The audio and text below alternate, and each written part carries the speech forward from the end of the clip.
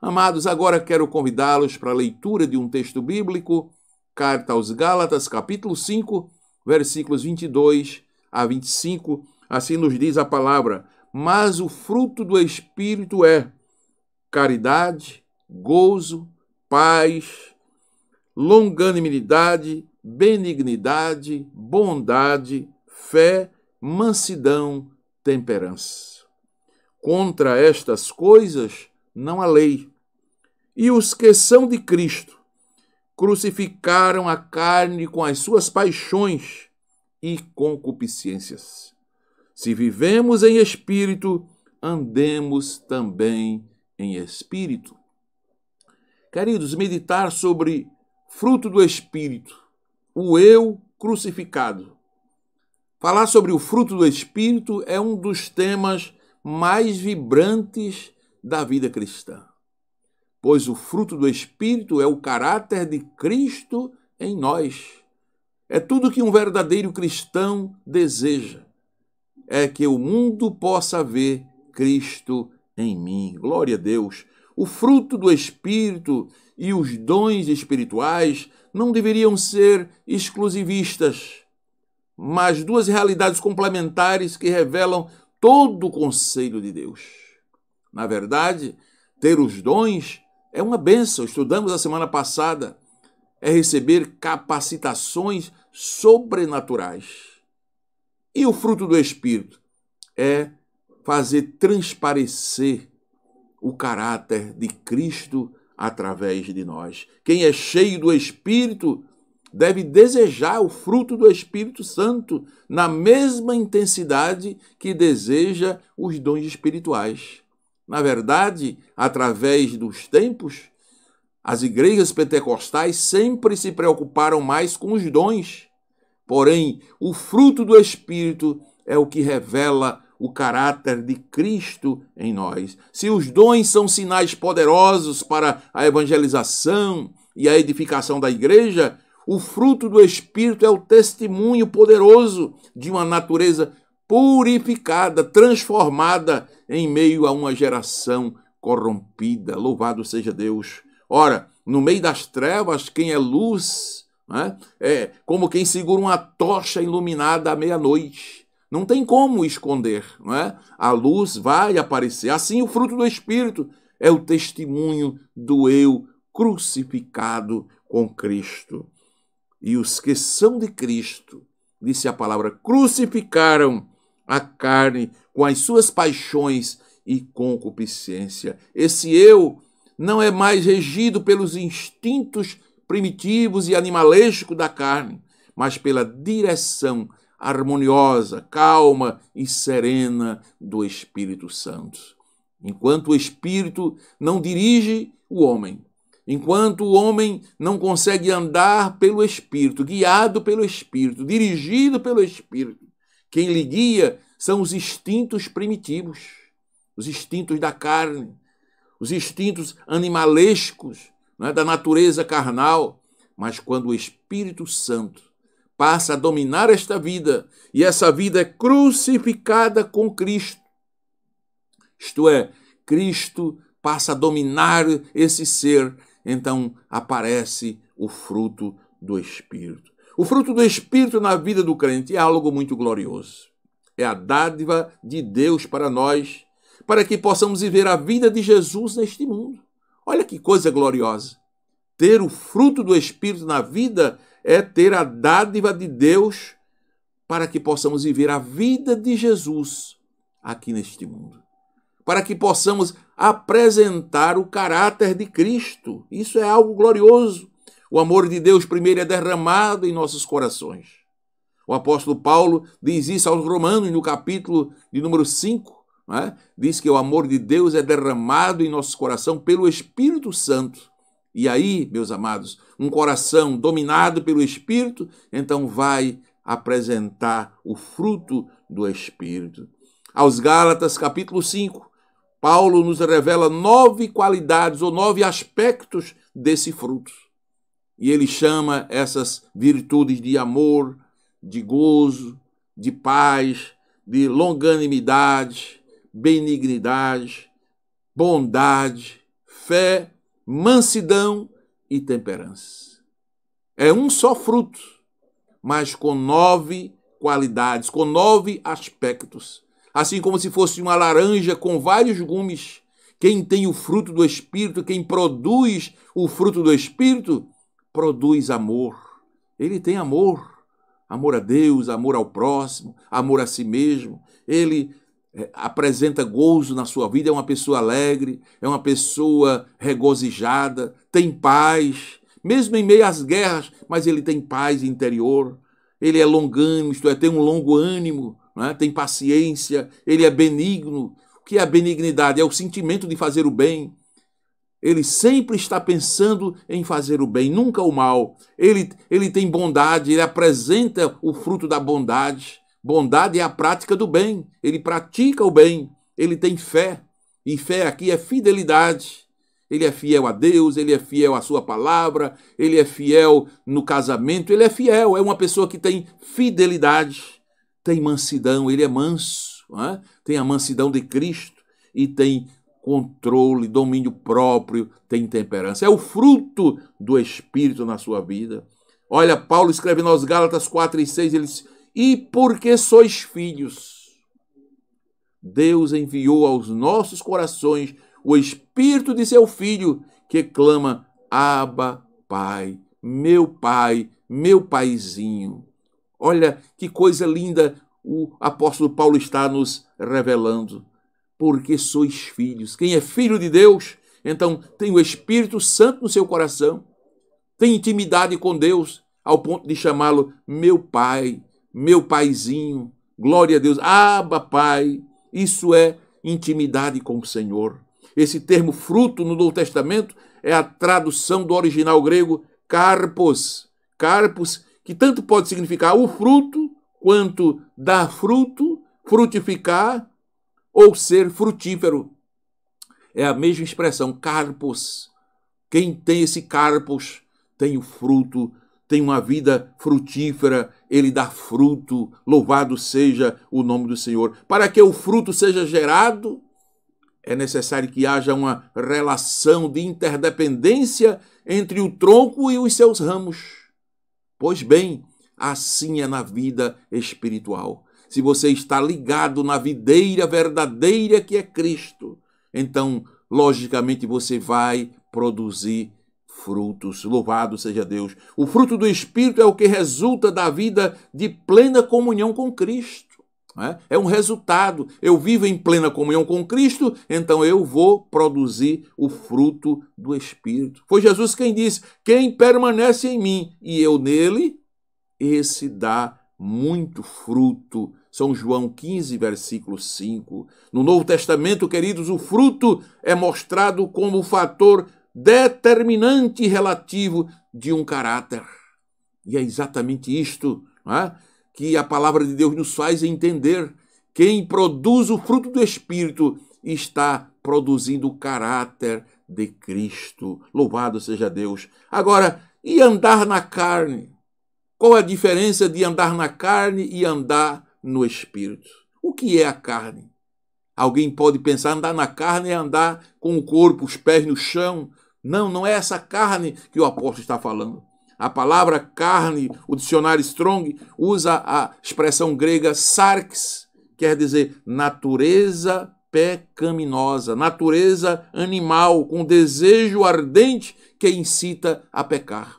Então, quem anda na carne, quem anda na natureza carnal, nessa natureza animal, que só tem desejo ardente de pecar, esse está andando na contramão do Espírito.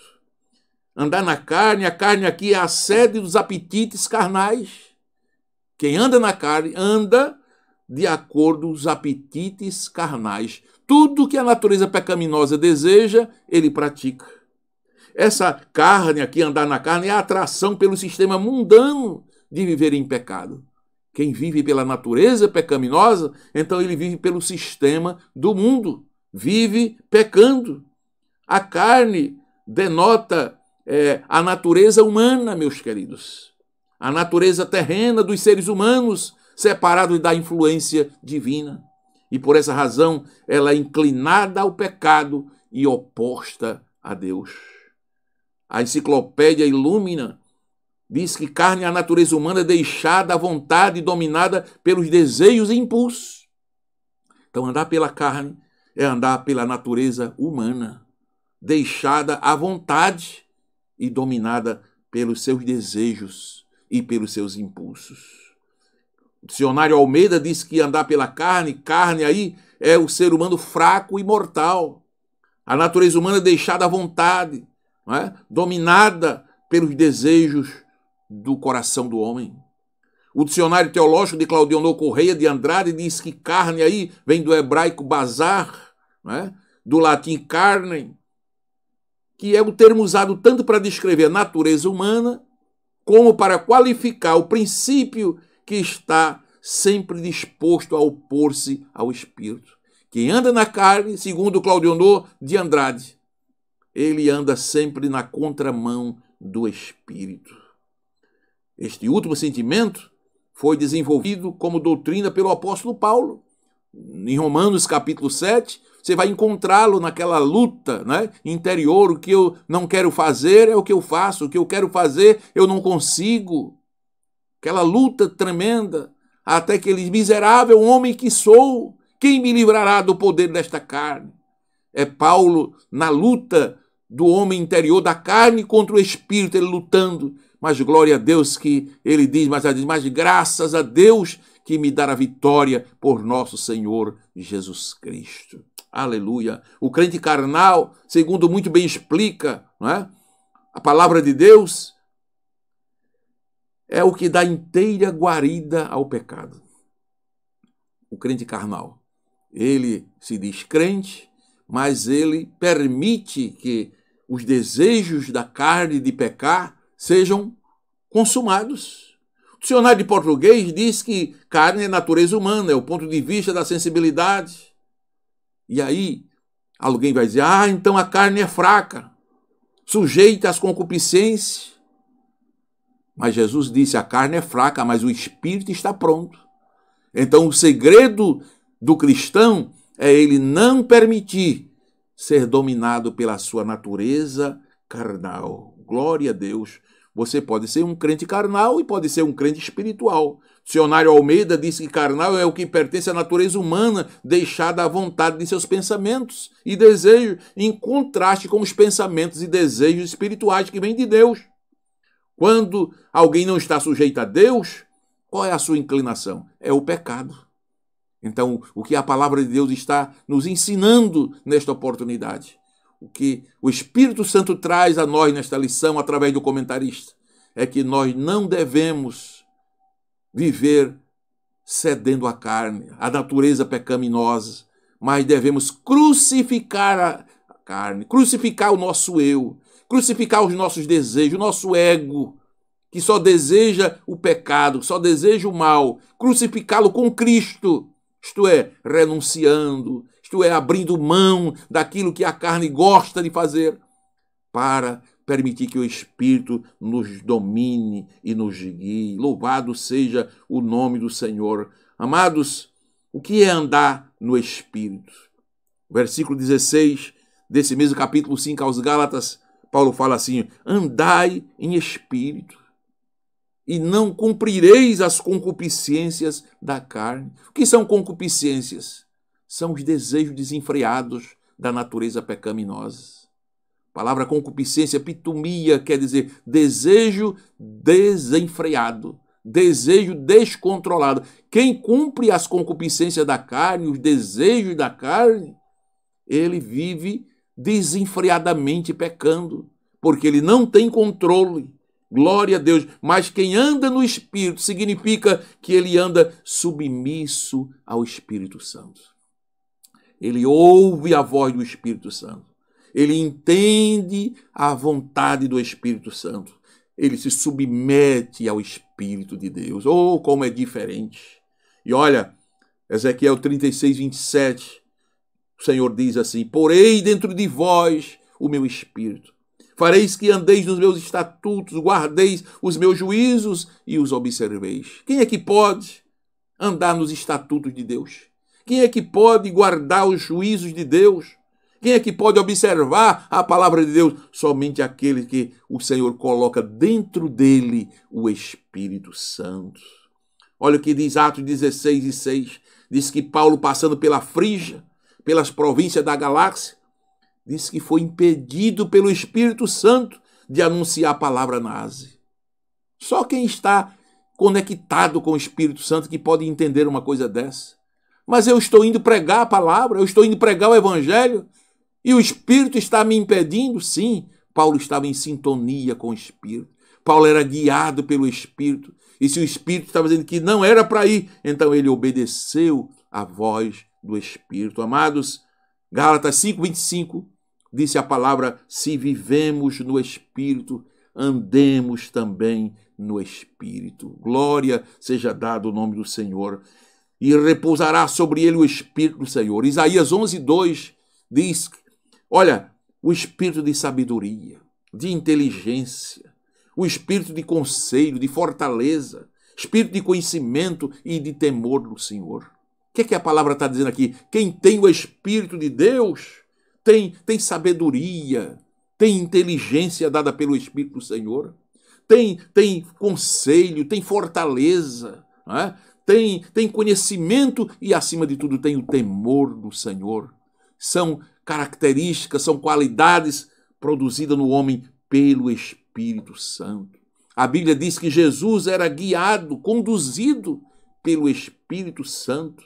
Então foi conduzido Jesus pelo Espírito ao deserto para ser tentado pelo diabo. Alguém pode dizer, eu não estou sendo guiado pelo Espírito porque eu estou vivendo um deserto. E Jesus?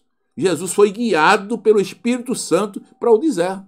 O Espírito Santo pode lhe guiar para um deserto, para que nesse deserto você tenha vitória contra a carne, contra Satanás, e saiba que maior é o que está conosco do que aquele que está no mundo. Louvado seja Deus. E as obras da carne?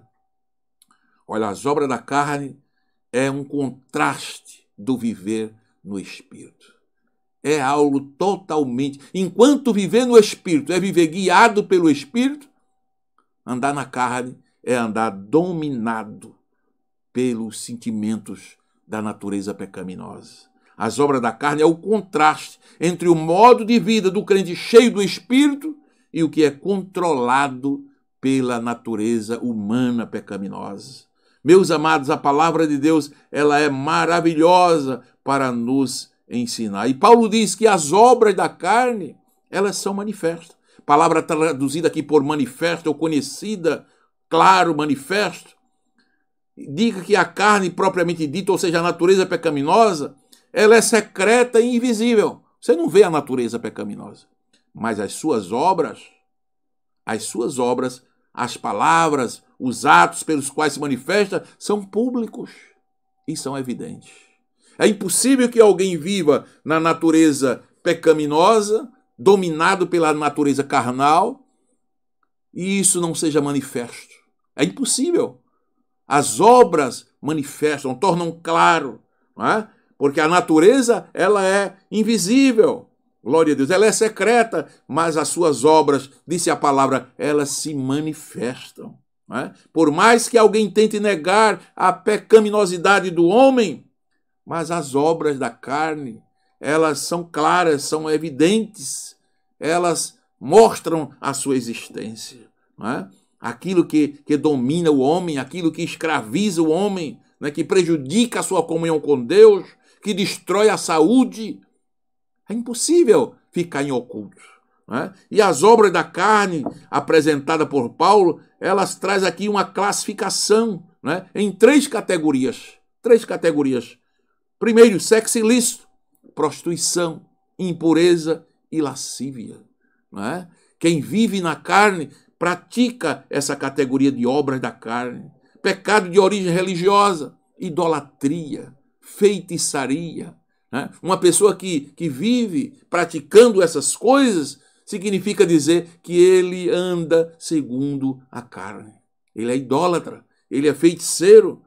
Pessoas que pecam pecado de ordem social, de relacionamento, inimizade, porfias, que são brigas, emulações, que são ciúmes doentios, iras, pelejas, dissensões, heresias, inveja, homicídio, bebedice e glutonaria. São obras da carne que se manifestam. Então, queridos, é impossível que alguém viva na carne, ande pela carne, e essas obras não sejam manifestas. Todavia, quem anda no Espírito, também o fruto do Espírito aparecerá. E é algo totalmente oposto. Sabe qual as características do fruto? É amor, é gozo, é paz, é longanimidade, é benignidade, é fé, é fidelidade, é mansidão, é temperança. Contra essas coisas, disse a palavra de Deus, não há lei.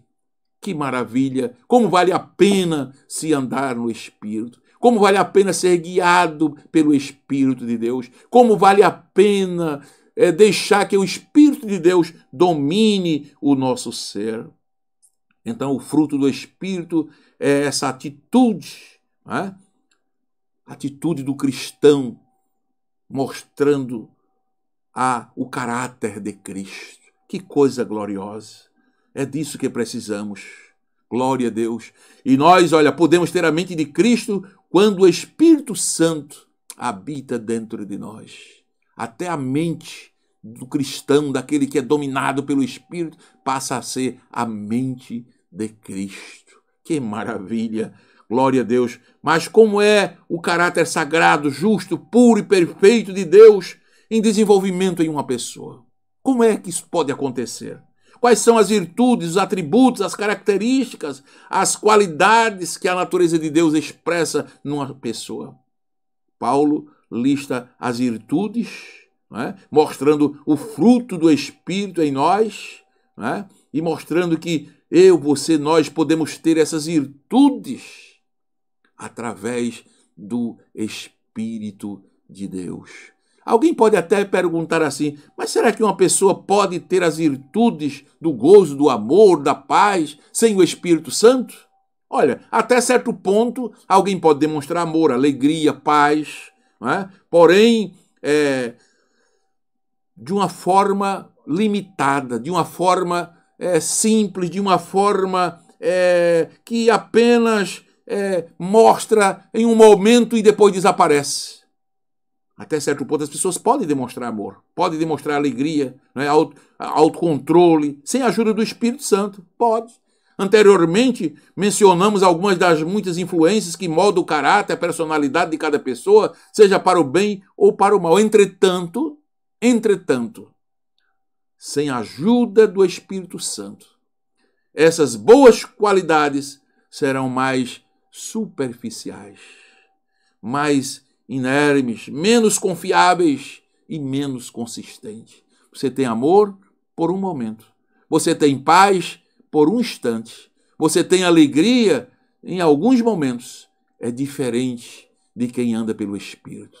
Quem vive pelo Espírito vive dominado pelo Espírito. E o Espírito produz constantemente esse amor, essa paz, essa paciência, essa benignidade. Louvado seja o nome do Senhor. Meus amados irmãos, isto é algo glorioso, isto é algo maravilhoso. Disse a palavra, andai em espírito. Esse é o conselho, andai em espírito. Isto é, andai guiado pelo Espírito. O texto original aqui apresenta a palavra peripateite. Peripateite quer dizer exatamente andar conduzido pelo Espírito. Andar significa conduzir a própria vida. Não é simplesmente o andar, mas é o comportamento, a vida comportamental guiada pelo Espírito, dominada pelo Espírito. Os judaizantes disseram aos gálatas que conduzissem suas vidas pela lei. Era isso que os gálatas eram ensinados. Os judaizantes ensinavam isso. Aí Paulo chegou argumentando, dizendo, olha, a lei não tem papel algum na vida do cristão. A lei serviu apenas de aio. A lei nos levou apenas a Cristo. Mas vocês agora não têm que andar mais pela lei. Vocês agora precisam serem justificados pela fé, glória a Deus, e aí viver pelo Espírito, glória a Deus. Se vocês viverem na lei, disse Paulo, vocês caíram da graça, e quem cai da graça se separa de Cristo, como fonte de vida, Não, vocês não precisam mais andar na lei. Não precisa. Agora, andem pelo Espírito, guiados pelo Espírito. Louvado seja o nome do Senhor Jesus. Meus amados, o que o cristão deve fazer?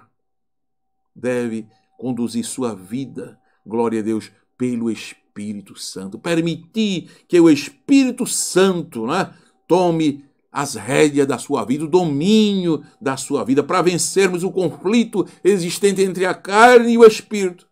Precisamos tão somente nos encher do Espírito Santo, crucificar a nossa carne com as suas paixões e as concupiscências. É isso que nos diz a palavra. Os que são de Cristo crucificaram a carne, isto é, deixaram Cristo dominar sua vida, deixaram sua vida sob renúncia.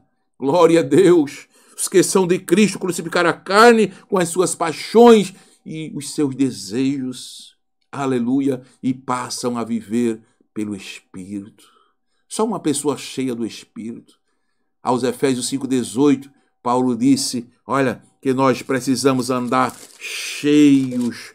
Nós podemos andar cheios do Espírito. Não vos embriagueis com vinho em que há contenda, mas enchei-vos do Espírito. Interessante que o verbo está no imperativo auristo. É o imperativo presente. É sempre, sempre. É cheio hoje, é cheio amanhã. É cada dia buscando ser cheio do Espírito Santo, vivendo cheio do Espírito. Só assim você pode ser guiado pelo Espírito, dirigido pelo Espírito, produzir o fruto do Espírito. E aí os dons também vão se manifestar na sua vida e o nome de Jesus vai ser glorificado. Não é interessante apenas produzir os dons. Não é interessante apenas ser usado com os dons. A Bíblia disse que naquele dia muitos chegarão dizendo, em teu nome expulsamos demônios, em teu nome falamos em línguas, em teu nome profetizamos. E o Senhor vai dizer, eis que vos não conheço. Então, pode alguém, né, ser usado em alguns dons, algumas capacitações sobrenaturais? E se não tiver o fruto, se não tiver o caráter de Cristo, se não for dominado por Cristo, vai ser guiado pelas obras da carne, e a Bíblia diz que os que são guiados pela carne, diz que não podem herdar o reino de Deus. Então, queridos, o fruto do Espírito deve ser uma primazia na vida do cristão.